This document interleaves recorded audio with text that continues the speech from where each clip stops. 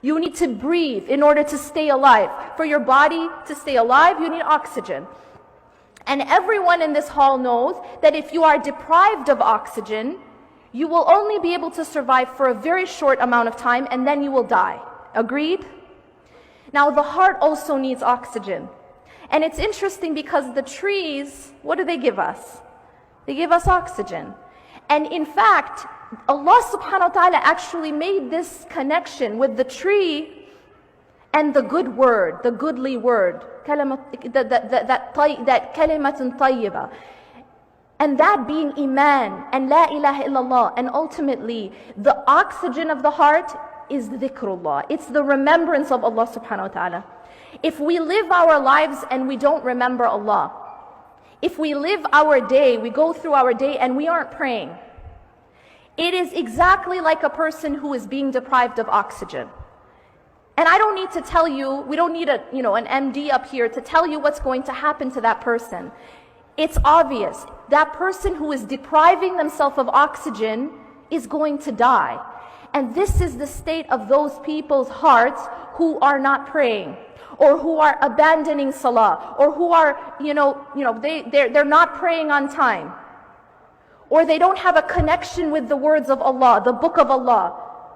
Because what they've done is they've deprived their heart of the oxygen, which is the remembrance of Allah.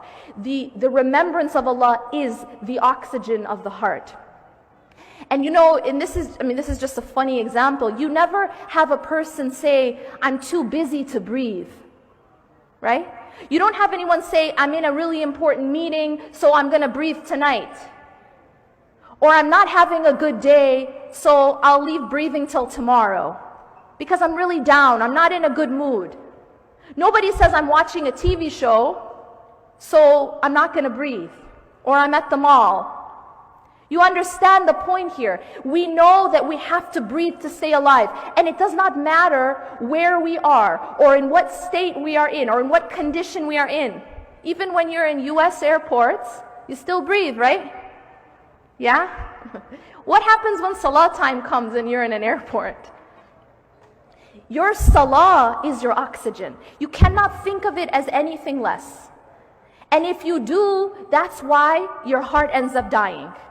Really, it isn't rocket science. When people want to understand why they're having a spiritual crisis, it really is not complicated.